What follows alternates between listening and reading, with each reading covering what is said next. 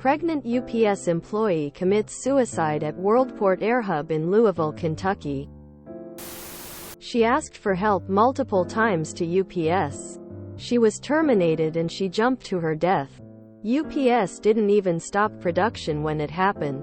They just handed out pamphlets about mental health without informing their employees that a tragedy just occurred on site. Another vile company. https://www.ws.org/n/articles/2022/10/15/upso15.html.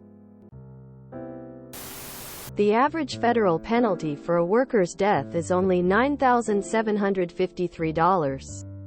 That's what an employee's life is worth. Article in full. A UPS worker fell to her death on Wednesday, October 5th, at the company's massive Worldport Air Hub in Louisville, Kentucky. The incident was ruled a suicide by Louisville Metro Police, according to a short article by WLKY, a local TV station. Several employees who contacted the station informed them that it happened shortly before 11 p.m. WLKY said they had reached out to the company, but they declined to release any details. According to a Facebook post, the woman, who was pregnant and had problems at home, jumped from a 3-story balcony.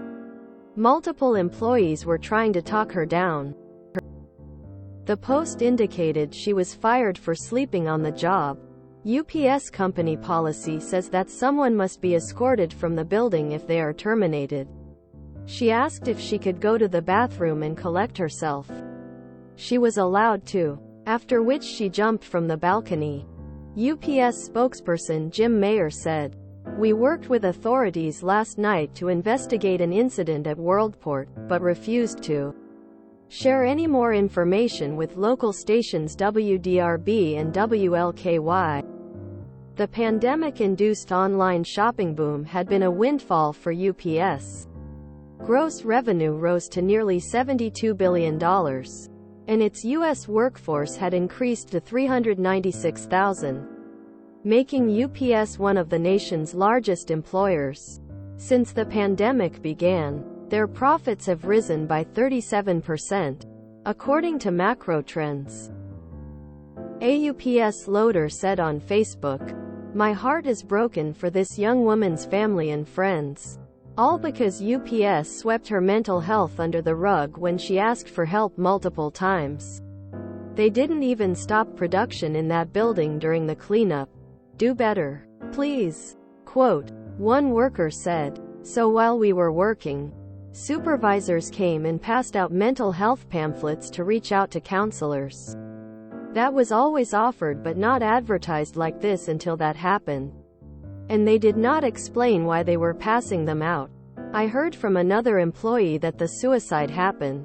Quote, the worker continued, "What makes me so mad is that employees had to reach out to the news, not UPS. This girl was a human being." She continued, "No one knows her name either. And I understand the family might not want all details released. But the area this girl worked in didn't even stop production." This is another tragic example of UPS's disregard for workers' safety and mental health. 24-year-old UPS driver Esteban Chavez Jr. of Downey, California, died from a heat stroke on June 26.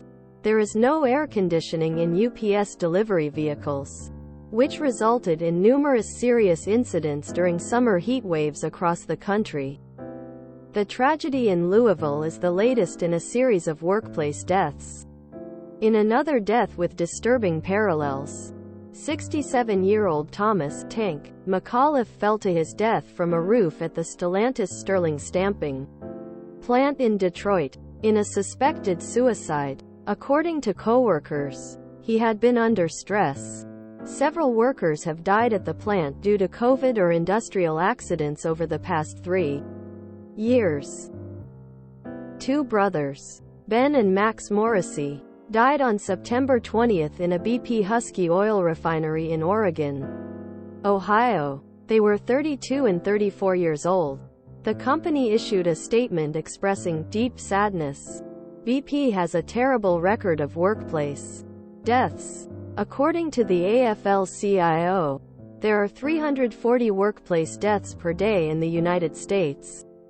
In 2020, 4,700 workers died on the job. That year there were 3.2 million injuries due to hazardous workplace conditions. There are only 1,700 OSHA inspectors for 10.4 million workplaces in the U.S., and the average federal penalty for a worker's death is only $9,753. There have only been 115 deaths prosecuted since OSHA's inception in 1970. Edited. That breaks my heart.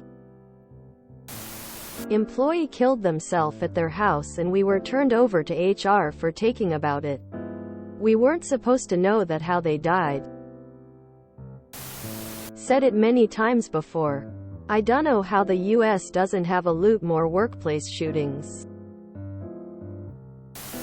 UPS is horrible to work for. They absolutely do not care about people at all. They are seen as very small, easily replaceable cogs in the machine. UPS is unionized. I worked there years ago. Union frequently did nothing when we had safety issues, etc. I was there for several years and then became a manager there, which was an even more toxic culture than burning a regular union employee. Everyone I knew in management above me, high earners that were super loyal to the company, all died early or very shortly after retiring. It was a culture of heavy drinking, multiple divorces, constantly going out to strip clubs, etc. My father devoted his life to a rival company in the same business and is on his deathbed in his early 70s. All his friends from that place died early or shortly after retirement also. So heartbreaking. I really feel for her family and friends. Fuck UPS. That's horrible, poor woman. Years ago, had a driver go through a rough divorce. He was losing his house he got before he got married. He lost custody of his kids and his wife was pregnant with another guy. The driver jumped off his life gate in front of a truck with doubles. A Subway employee told us all he said before he died was, "Tell my kids I love them." Sick. I hope the family gets a hefty settlement. So, do UPS pay for counseling sessions they recommend? Her body, her choice. Exercise your rights, GRRL. If you enjoyed this video, please check out our playlists full of similar content. Epic Aircast is like doom scrolling for your ears. Please like, share, and subscribe.